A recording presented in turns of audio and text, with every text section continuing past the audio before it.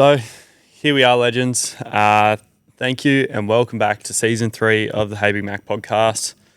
This has been a long time coming, and I do appreciate everyone hanging about, sticking around, and basically this episode's just a kick in the butt from everyone that I've seen on the weekend of the Brisbane 4x4 show that said, where's the potties? Where have they been? Are they coming back? And what's going on? And so this is going to be a little episode to sort of answer a few of those questions and catch up with you guys and see what the plan is for season 3. It's been hard, but we'll get straight into it. Basically, the main reason the potty stopped was just so much going on, so much time that wasn't allocated to the podcasters to go towards a business and what actually made me an income. There's no beating around the bush with it. It was what's making me money and what's going to keep me going. So that was a big reason why we just had to put a hold on things. And then obviously, as you'll see if you're watching on YouTube, we're in a whole new space. So right now we're in the new workshop, new shed. So we've set up a corner here. We've got the casting couch going and, we've got a few things slowly setting up around us. We'll have banners and rugs and everything to come. So going to also get a little stand made up for the potty box. So we got a lot of plans going on. We're going to put a lot more effort into filming, YouTube, all that sort of stuff. Got the camera now, so hopefully we can build it back up into what it was, if not even better than before, and just go for it again. So 2024 was a massive year. A lot going on. We started up the new business, Froth Rose Media and Froth and Race Parts. So we've got bull bars and everything like that now. And guys, it's turned into something incredible. Moving into a massive new warehouse now where we've got hoists and tools and everything, welders, the whole lot going on. And it's been a massive change over the last 6 months of, going from a garage basically and mates' workshops like Sam up at Bill Not Board. I was doing a heap up there, utilising his space, and it was time to get our own. So we made the change, got our own workshop, and now we're here. So it's I'm going to wing this episode a little bit. This is Monday, the day after Brisbane 4 Drive show, and I thought we'll recap a few events, what's going on, a lot of the questions I had about the patrol, the cruiser, all that sort of stuff. And I haven't even made a list for this episode. I've just sort of thought I'll wing it. So, I guess first one I'll kick off with, since we last spoke, I now don't have a 79 Series Land Cruiser anymore. End of last year, I sold that car to Ozzo. Ozzo then put that up for a draw for a giveaway start of this year. And the questions that I had commonly was who won it, or where to go. We just didn't see anything about it. And the truth to that one is a bloke, 61-year-old bloke down in Victoria won it, and he decided to take a cash option. So the car went up for sale, and I believe a bloke from WA has bought the ute and is now going to be taken over there. So you'll probably see the ute over in WA somewhere. But that's probably about all I can do tell with the cruiser. Everyone did ask why did I get rid of it, and the truth to the matter is that I had a car for 5.5 years. 4.5 years actually. My bad. 4.5 years with that thing kickstarted my whole career to where we are today: YouTube, podcasts, fabrication, all that sort of stuff. And I guess it's one of those things where I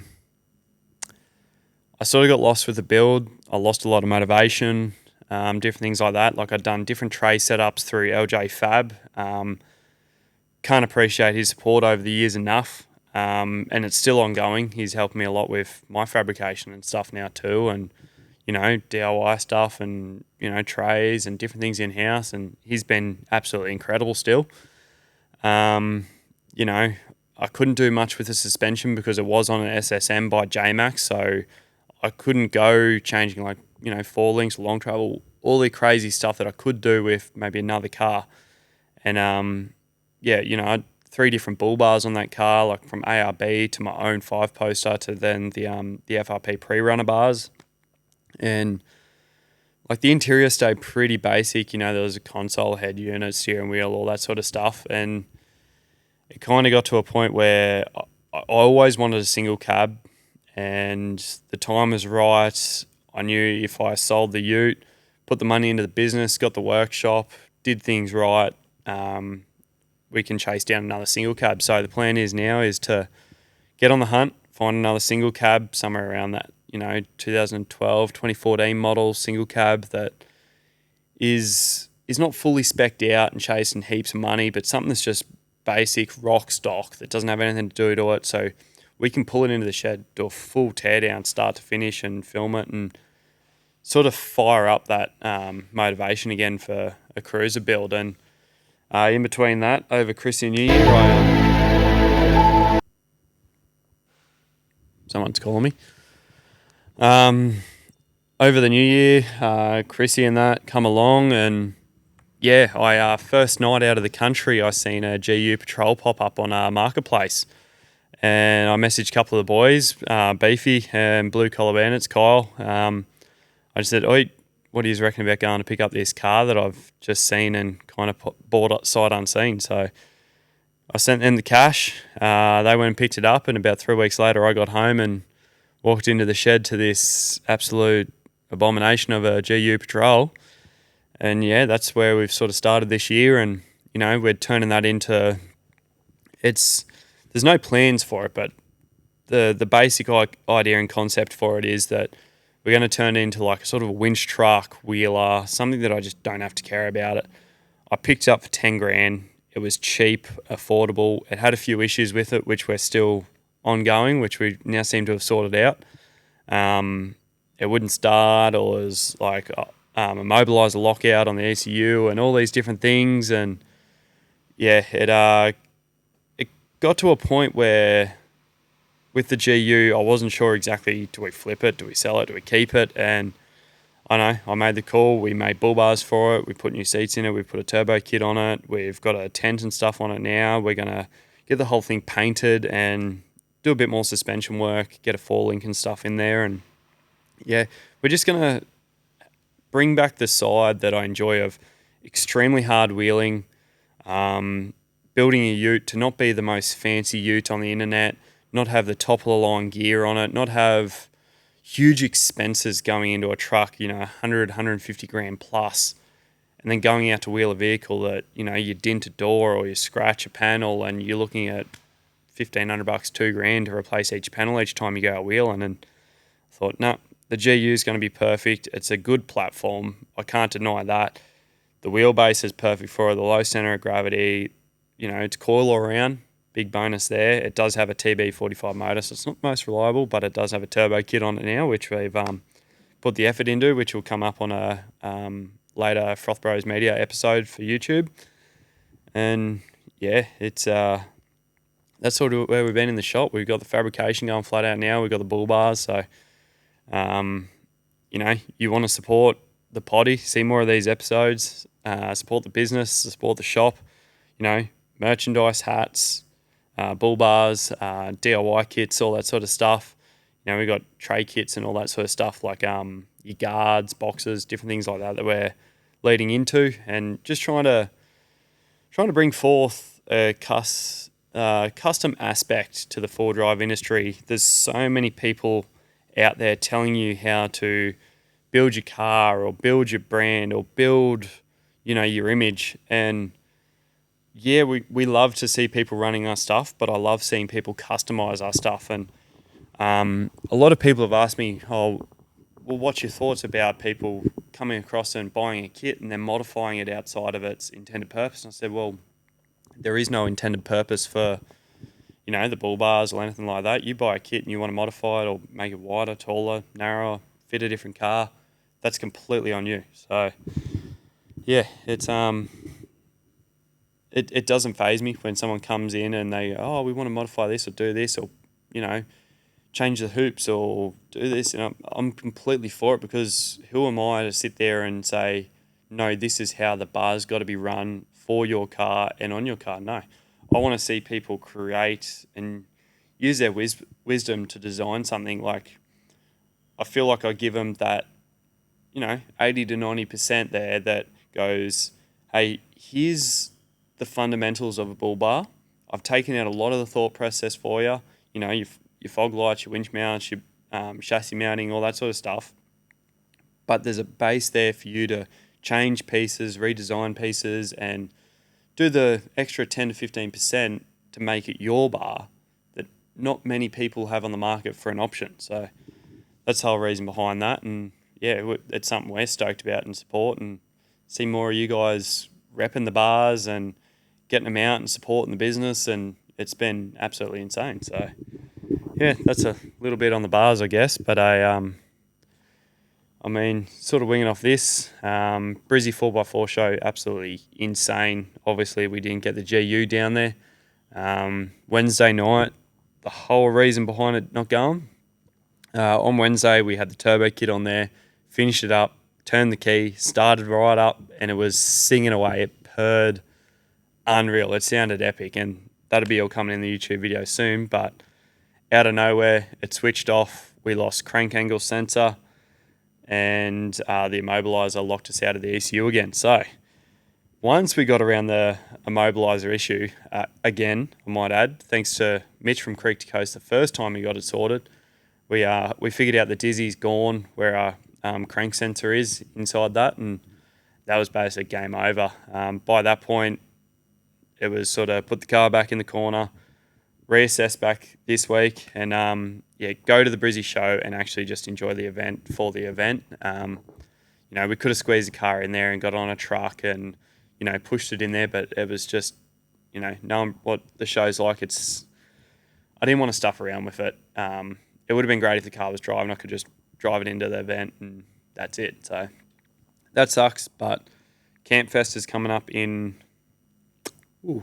3 weeks. So 3 weeks we'll be getting to the car completely ready, take it out to Campfest, go wheeling. It's going to be sick. But Brizzy show was, one I would have loved to be out with a stand this year. Unfortunately, that didn't happen. I did spend all 3 days there running around like crazy, meeting everyone, talking to different brands and companies, people that have supported me, catching up with mates, people I haven't seen in a long time, which is great. I do want to talk a lot about the builds there this year, some of the displays and setups and all that sort of stuff. I heard mixed things from a lot of different people about the show this year. One big one that I did notice is, I don't think it's a bad thing. A lot of people thought it's, good, bad, whatever. Just giveaways absolutely everywhere. And I think there's, a misguided interpretation, I think I'm saying that right, in the right sense anyway, to what the giveaways are.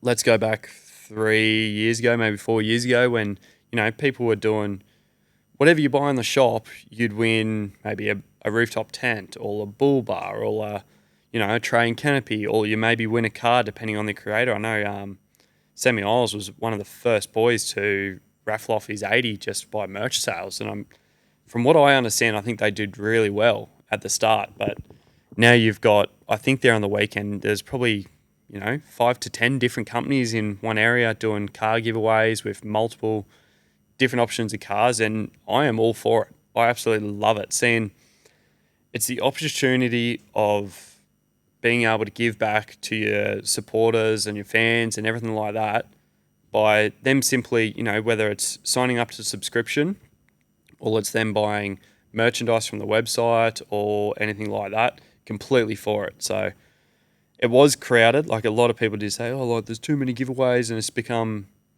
not the influencer section anymore. It's the giveaway section. And, I can see that. I understand it, and I could see what's going on. But, you've got these massive, massive brands at the top of the line, and, merch sales do... Let's just say, hypothetically, you sell $10,000 worth of shirts for that month, but then you've got to give away a $100,000 car. It's not going to happen every month. So, they were doing Hiluxes and all this sort of stuff. And, yeah, they go, they might do... Sorry, I lost the train of thought.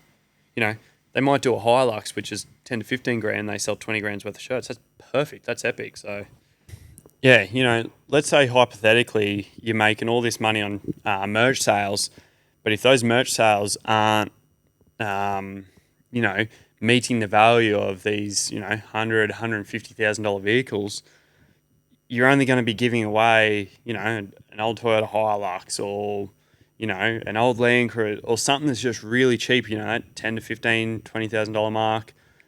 All you're going to go resort back to those smaller products like awnings, rooftop tents, wheels and tires, all that sort of stuff. So I think the giveaway scene, it is flooded. There are a lot of people doing it. It's honestly, it's up to the person who they want to, subscribe to and join their clubs and all that sort of stuff. But it's a way where you've got that potential still. Like, it's no different to if 1,000 people go buy a shirt on the site for $40 compared to 1,000 people spending $40 a month for a giveaway service. The big difference is that if you're buying a product from someone for a giveaway, you're getting a product either way. If it changes from there, when you go into the subscription service, you're just paying $40 a month to enter into a giveaway. So it is like the lottery type setup. There's a lot of grey areas with it and different things. So where we're at with talking like giveaways and being flooded and all that, it is good because, you're giving back to those the customers, the fans, everything like that. It comes back around to, are you spending on a subscription service or are you just buying a shirt to enter into each giveaway? So it's everyone's different with how they're running the giveaway setups, and some people are using it as a marketing agency tool. So they've got like websites and newsletters and all that sort of stuff.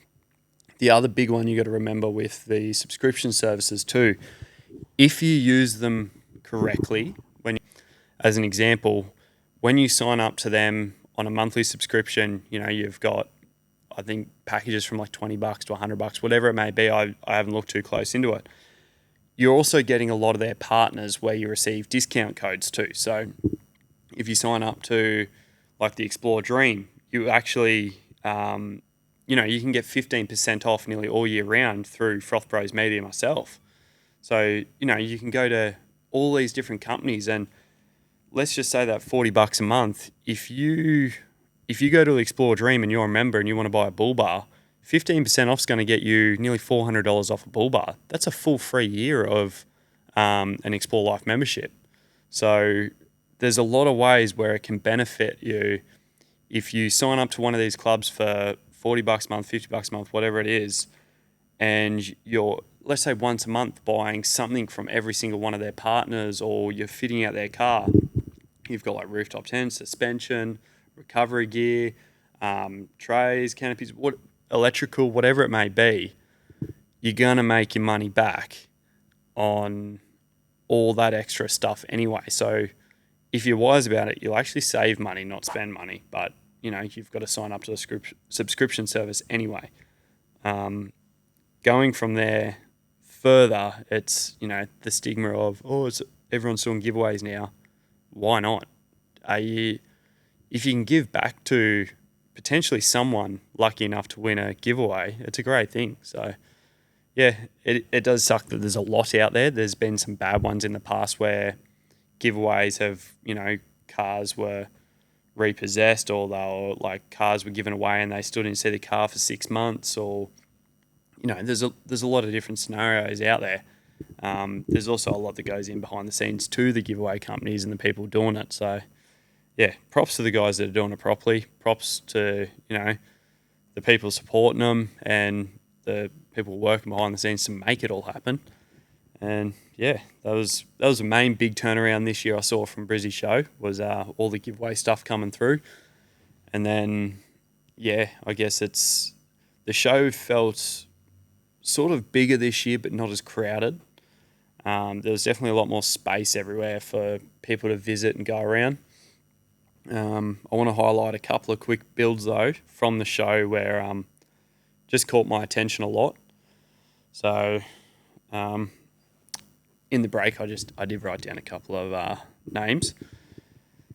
My favourite vehicle of the show, not to any reason, but the scale of just, fabrication work, design idea, practicality, all that sort of stuff would have to go to Bree at Driven Garage. Her GU from Radius Fab is absolutely epic. I was blown away when I walked around the corner and seen it. I was quite impressively shocked by it. They had their Bronco up there, the KC Bronco as well.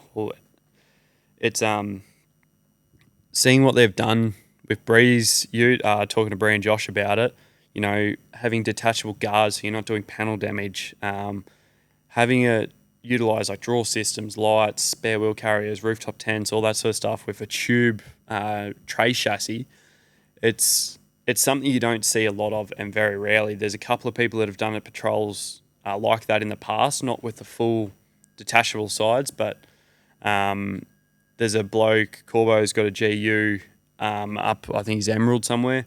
He's done a very similar design like that, and it's cool to see what Bree's done, where it's not just a tube chassis that's been panelled over. It's going to have all infill layers. You're going to have like your compressors, water tanks. I'm sure she's going to go into a lot more detail soon with her YouTube and Driven Garage and everything she's doing, because I think she's got a little bit of motivation back now doing that.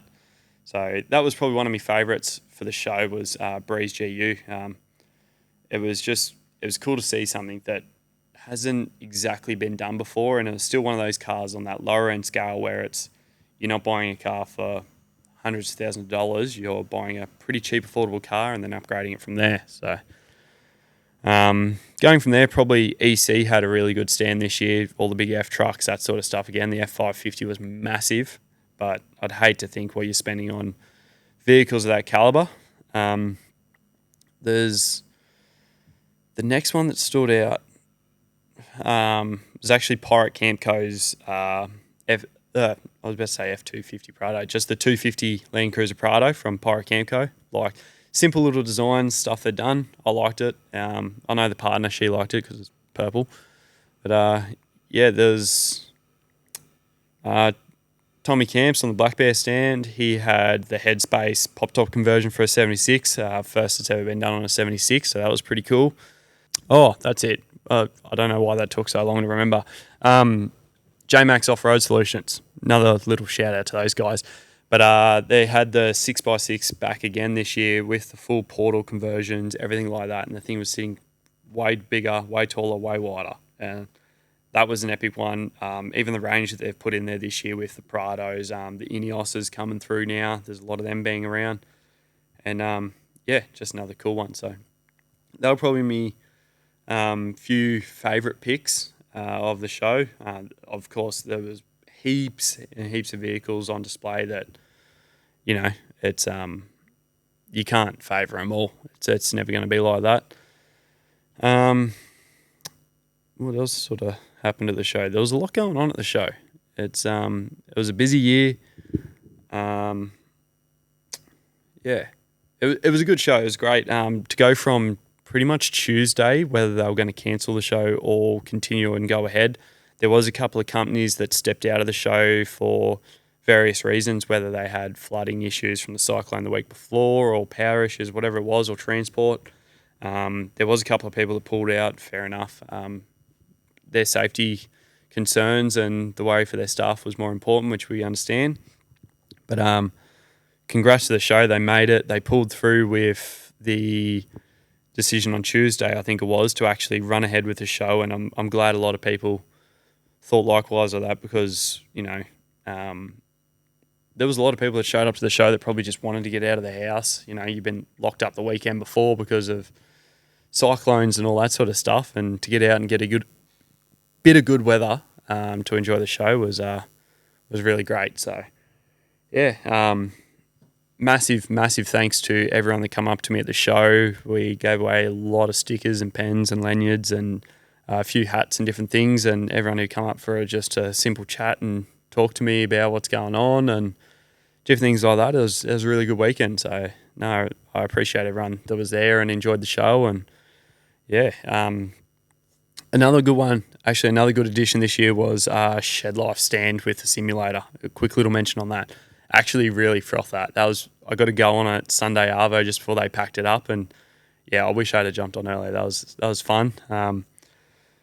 I think it'd be cool for a lot more interactive sort of stuff come into the shows, and I do want to make a mention of a video that I seen shared this morning when I woke up. I'm just going to pull up his account quickly to make sure I get his name right, because he made a very good point, and I do.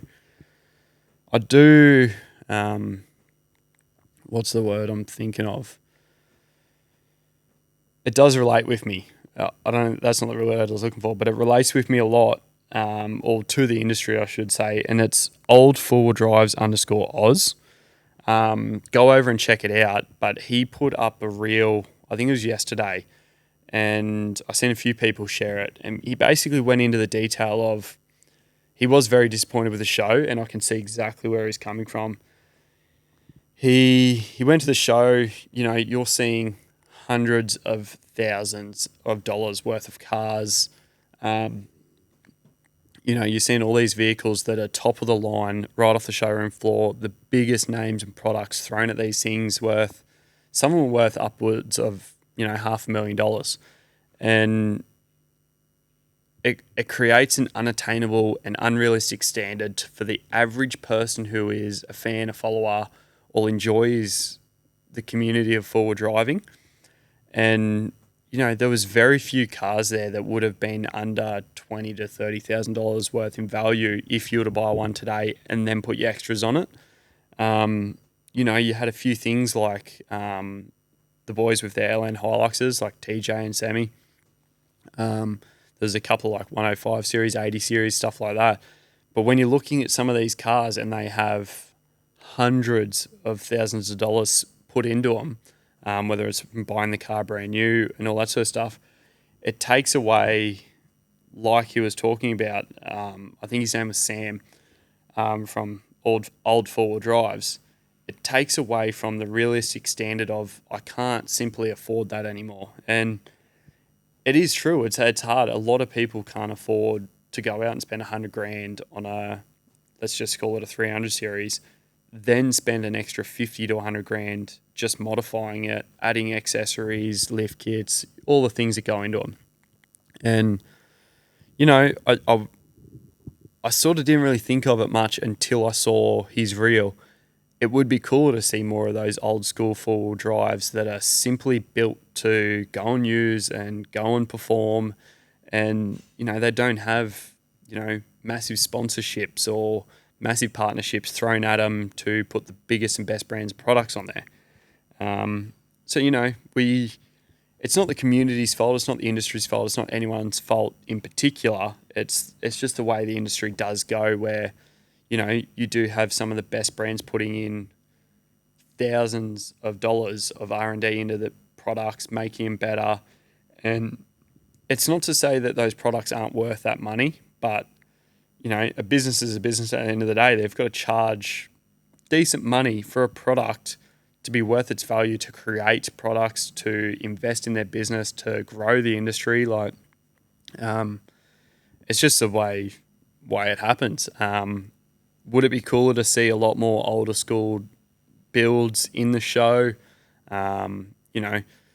Doing budget sort of challenges again, whether that was something that come up with creators to do budget type builds where it brings back to, let's not pay a shop, hundreds of $1,000s to build a car that we just want to go travel Australia in. Let's go and do it in our shed on our driveway and build a car that we want to enjoy. But it creates that, back to where Sam was saying, it creates that standard of, you don't feel motivated to go work on your car when all you're seeing is, let's just say, the biggest people in the industry are getting recognised for having hundreds of $1,000s worth of cars, then to go wheel them. It is hard. It is hard to cross-reference all that. You're probably not going to be the biggest person in the industry without spending that money and getting the big cars and big sponsorships and big partners. But then you're probably not going to be able to grow with just an old GU Patrol or an old Land Cruiser or an old Hilux or an old Pajero. There's different reasons for everyone. A growing business is going to grow with value. So it's I don't know, what I'm sort of trying to say is that it'd be cool to see more realistic standards at the shows as well as the big guys. There is a place for everyone there. And, I think there could be a spot in the next shows towards the end of the year where you're going to start seeing older Hiluxes, Colorados, D-Maxes, Nissans, just all sorts of cars that are going to be more budget friendly, more appealing to the audiences and stuff like that. There is like Birdo at the moment. He's doing a GQ build. Built Not Bought boys are doing a GQ build. We've got our GU build. There are people out there doing budget builds or stuff like that. Some of them weren't at the show. Some are at the shows. But there are vehicles there. They probably just don't get the spotlight of some of these, let's call them game-changing builds that are worth hundreds of thousands of dollars. And I know I speak loosely on that term, but there is some crazy builds out there that probably will never get wheeled as hard as someone that's in a Hilux or a Prado or a Pajero or, a GQ, GU, whatever it may be. It's that's just the way it is. So, enough fluffing about on that. There is a place for everyone in the industry, whether you're the biggest creator or the smallest creator or someone who just purely does it for fun. It's not dick swinging contest. It's not who's got this or they're doing this, or it's you've got to compete with someone. There seems to be a lot of competition in people just because they've done something, we've got to do it better, or they've copied us. It's not about that. People see ideas and inspirations and run with it, and that's the cool part of the industry, is creating stuff that, meets the satisfactory value of the person who's using that vehicle or doing those trips. And yeah, that's what it's all about. So yeah, probably going to round it off there. I think it's about 30 odd minutes into the episode now. So, want to say a massive thanks to everyone who's got this far through the first episode. We're going to try and keep these going every weekly or bi-weekly. I'm not going to promise anything on the podcast. It's one of those things I do enjoy doing. It's just trying to find the time to do them. So, you want to see more of the podcast episode, guys, jump over to frothbros.com, jump on the site, grab some merchandise or something like that. We've got hats, shirts, coming in winter, we'll have hoodies, stickers, whatever it is. If you want to support the podcast, buy something to support the podcast through the website. And, we'll do our best to keep these episodes rolling. Let's just call it bi-weekly for now. And, we appreciate every single one of you that are listening to these episodes and sharing it across social media. If you do listen to this and you've gotten this far, please share it on your story, tag us, comment on the podcast page on the post that will be for this episode. And we really appreciate it. So, guys, thanks for sticking through this episode with us, and we will see you on the next episode and hopefully get some more guests in here. So, thanks, guys, and enjoy. And also, stay frothing.